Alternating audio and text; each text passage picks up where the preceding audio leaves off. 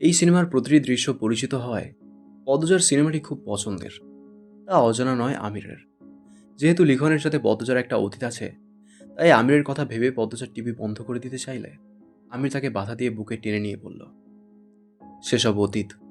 এখন লিখন সহ শুধুমাত্র একজন অভিনেতা। বিনোদনের জন্য আমরা তার সিনেমা দেখতেই পারি। এক টুকরো শুভ্র শীতল মেঘ যেন পদ্মজার হৃদয় ছুঁয়ে গেল। ও মুখ তুলে এক নজর আমিরকে দেখে ভাবল, কি মহৎ চিন্তাধারা। মানুষটা কত সরল, মনে কোনো প্যাচ নেই, সবকিছু হাসি মুখে মেনে নেয়। আমির উচ্ছ্বাস নিয়ে বলল, দেখো দেখো, তোমাদের টমেটো গাছগুলো দেখাচ্ছে। পদ্মজা টিভির দিকে তাকায়। সিনেমায় এখন তাদের বাড়ির দৃশ্যগুলো দেখানো হচ্ছে। ও দুই চোখ ভরে নিজের বাড়ির আনাচে কানাচ দেখছে। দেখল না শুধু আমিরের বেঁকে যাওয়া দুটি ভ্রু, লিখনের মুখ, কণ্ঠের স্বর, নড়াচড়া, ঈর্ষার ঢেউ তুলছে বুকে। পদ্মজার প্রথম ভালো লাগা এই পুরুষ মানুষটি। লিখন নিজের সীমা জানে, কখনো নিজের সীমা অতিক্রম করেনি, তবুও আমির তাকে ঈর্ষা করে।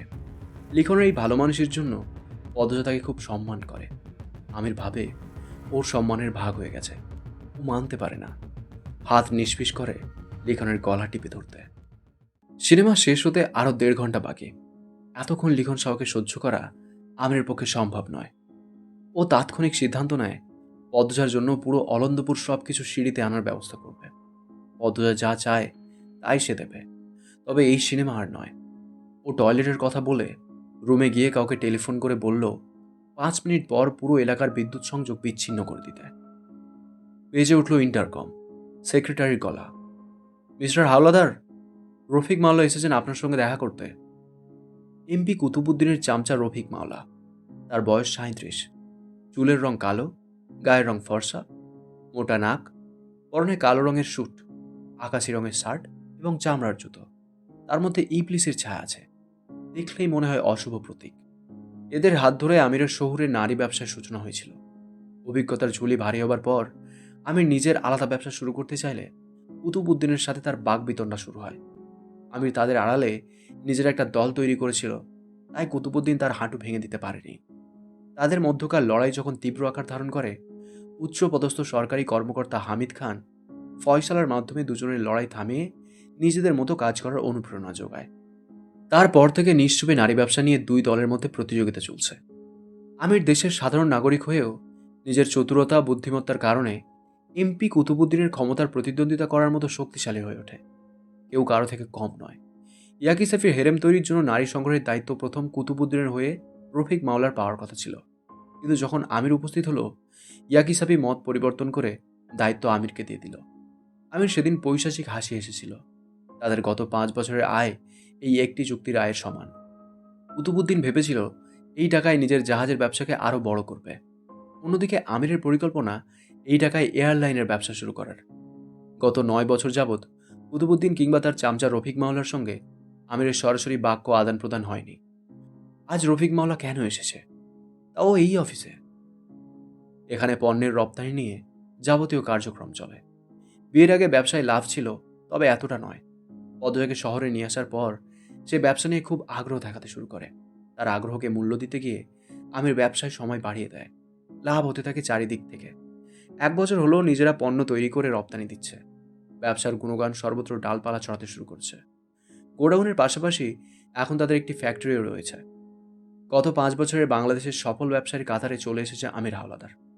তার ছায়াতলে অনেক শ্রমিক কাজ করে। হাতে গোনা কয়েকজন ছাড়া প্রত্যেকেই সাধারণ সৎ কর্মচারী মাত্র। ব্যবসার আড়ালে কি চলে সে সম্পর্কে কেউ জানে না। আমিরের দ্বিতীয় অফিস অন্য এলাকায়। নারী ব্যবসার সঙ্গে জড়িত কিংবা অন্য কোনো অপরাধ জগতের বাসিন্দা প্রত্যেকে ওখানে দেখা করতে চায়। আমির সেক্রেটারিকে ভারী কি গলায় বলল, তাকে আসতে দেবেন না। ইন্টারকমের সুইচ অফ করে দিল। আলমগীর সহ আরও 6 জন আমিরের অফিসে ঢুকল। দ্বিতীয় অফিসে যাবার সময় হবে না বলে তাদেরকে আমির এখানে ডেকেছে কাজ বুঝিয়ে দেওয়ার জন্য। কে কোন এলাকায় যাবে, কিভাবে কি করবে, তারা একটা ছক তৈরি করেছে। প্রত্যেকের হাতে তা তুলে দেবে। আলমগীরের পাশে কবির দাঁড়িয়ে আছে, 23 বছরের তরুণ। বছর কয়েক আগে কবিরকে পথ থেকে তুলে এনেছিল আমির। মাতালের মতো চোখ বুজে আসছে বারবার, ঢলছে সে। আমির কপাল কুঞ্চন করে বলল, ওর কি হলো? কবির ধপাত করে আলমগীরের গায়ের উপর পড়ে যায়।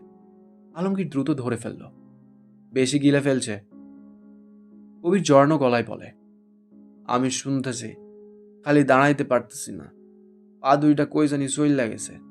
আপনি কন, আমি শুনতেছি শুনতেছি। আমির গর্জে উঠল, ঘাড় ধরে ওকে বের করে দাও। আবার বাজলো ইন্টারকম। সেক্রেটারি বিনীত সুরে বলল, আপনাকে বিরক্ত করার জন্য দুঃখিত। রফিক মাওলা বলেছেন তিনি আপনার স্ত্রী সম্পর্কে কিছু বলতে চান। তাৎক্ষণিক আমিরের শরীরের স্নায়ুতে টান পড়ল, রগে রগে কিছু একটা ছুটতে শুরু করলো। রফিক মাওলা পদ্মজা সম্পর্কে কি বলবে? ভালো কিছু নয় তা নিশ্চিত। আমির বলল, ভেতরে পাঠিয়ে দাও।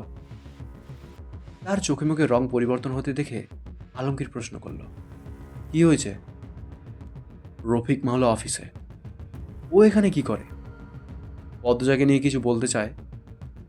কবির ছাড়া উপস্থিত বাকি 6 জনের মুখে উৎসাহ ছড়িয়ে পড়ে। এরা প্রত্যেকে আমিরের বিশ্বস্ত সঙ্গী, এক একজন এক এক দলের দলনেতা হয়ে কাজ করে। পদ্মজার সম্পর্কে সব জানে। 5টি বছর পদ্মজার থেকে নিজেকে লুকিয়ে রাখার যে আপ্রাণ চেষ্টা ছিল আমিরের, তাতে এদেরও অবদান রয়েছে। আমির কোথাও গেলে তারাই পদ্মজাকে আড়াল থেকে রক্ষা করে। তাদের নাম সাদিক, সুরুজ, আবুল, আসাদ সারওয়ার, কবির ও আলমগীর। রফিক মাওলা অফিসে ঢুকল। প্রশংসার দৃষ্টিতে তাকালো চারদিকে। চাকচিক্য ও অভিজাতপূর্ণ অফিস। দাঁত বের করে হেসে বলল, বহুদিন পর দেখা মিস্টার হাওলাদার। আমিরের সোজা সাপটা প্রশ্ন, কি বলতে চান? রফিক বাকিদের দেখে বলল, এদের সামনেই বলবো? দ্রুত বলুন, আমার কাজ আছে। তাড়া দিল আমির। পদ্মজার নাম ওঠায় অস্থির বোধ করছে সে। আগে তো বসতে দিন। আমির ও রফিকের কাছাকাছি বয়স। একসময় দুজনের মধ্যে মহব্বত ছিল, একে অপরকে তুই বলে সম্বোধন করত। সেই সম্পর্ক আর নেই। এখন দুজন দুজনের প্রতিদ্বন্দ্বী, শত্রু। আমিরের মুখোমুখি একটি চেয়ার দখল করে বসল রফিক। বলল, ভাবি কেমন আছে? শরীর ভালো আছে তো? রফিকের মুখে পদ্মজার সম্পর্কে কিছু শুনতে চাচ্ছে না আমির। এতটাই অস্থির হয়ে পড়েছে যে স্থির হয়ে দাঁড়িয়ে থাকতে কষ্ট হচ্ছে। রফিক পুনরায় বলল, ভাবির নাকি জ্বর এসেছিল, এখন ঠিক আছে? আমির কটমট করে তাকিয়ে থাকে। তার হয়ে আলমগীর বলল, হেয়ালি ছাড়ুন, কি বলতে চান? কাজের কথায় আসুন। রফিক কাঁধ ঝাঁকিয়ে বলল, ভাবির সম্পর্কে বলতে চাই। রফিক পদ্মজার সম্পর্কে কিছু বলতে চাই শোনার পর থেকে আমিরের রক্ত টকবক করছে। সে গর্জে ওঠার আগে রফিক বলল, ভাবিকে দেখার সৌভাগ্য হয়নি, তবে শুনলাম ভাবি নাকি। রফিক থামল, আমিরের দিকে তাকিয়ে ফিচলে হাসল। আমির মনে মনে ভাবছে, রফিক যেন এটা না বলে ও জেনে গেছে পদ্মজা আমার ব্যবসা সম্পর্কে কিছু জানে না, তাহলে শত্রুপক্ষরা আমাকে ধ্বংস করার মোক্ষম হাতিয়ার পেয়ে যাবে। এটা যেন না হয়, না হয়। কিন্তু তাই হলো। রফিক নাটকীয় ভঙ্গিতে বলল, ভাবির থেকে আড়াল করা কি ঠিক হচ্ছে? অর্ধাঙ্গীর তো সব জানা উচিত। সে জানবে না তো কে জানবে? ভাবির সাথে অবিচার হচ্ছে, আমি এর তীব্র প্রতিবাদ জানাচ্ছি। বুঝেও না বুঝার ভান ধরে আমির বলল, কি জানার কথা বলছেন? রফিক নিষ্পাপ গলায় বলল, অতীতের ফষ্টি নষ্টি, 2টা বউ, নারী ব্যবসা, এত বড় একটা চক্র। আমির কথার মাঝে উত্তেজিত হয়ে পূর্বের সম্বোধনে চলে আসলো, বেরিয়ে যা কুত্তার বাচ্চা, এক্ষুনি বেরিয়ে যা। আলমগীর সাদিক দুজন মিলে রফিককে বগল থাপা দিয়ে ধরে বের করে দেওয়ার জন্য। রফিক ঠোঁটে বাঁকা হাসি এঁটে বলল, আশা করি ভাবি তার স্বামীর গল্পটা খুব আগ্রহ নিয়ে শুনবে। আমিরের চোখ দুটি লাল হয়ে গেছে, বুকের ভেতর ধিক ধিক করে জ্বলছে আগুন। রফিক মাওলা জানে, মানে কুতুবুদ্দিনও জানে, সে ফেসে গেছে, পাথর হয়ে গেছে আমির। দ্রুত আলমগীরকে থামিয়ে দিয়ে দুর্বল ও কর্কশ গলায় বলল, কি চাস? রফিক বিজয়ের হাসি হাসল। 2 হাত ঝেড়ে আবার চেয়ারে বসে পেশাগত ভঙ্গিতে বলল, স্যার বলেছেন ইয়াকি সাফির সঙ্গে যে চুক্তিপত্র করেছেন সেটি যেন আপনি বাতিল করেন। আপনার পশ্চিমের জায়গাটাও চান, যেখানে আপনি আরেকটা ফ্যাক্টরি করতে যাচ্ছেন। স্যার সেখানে শপিং মল তৈরি করবেন, আর 4টি জাহাজ চাই।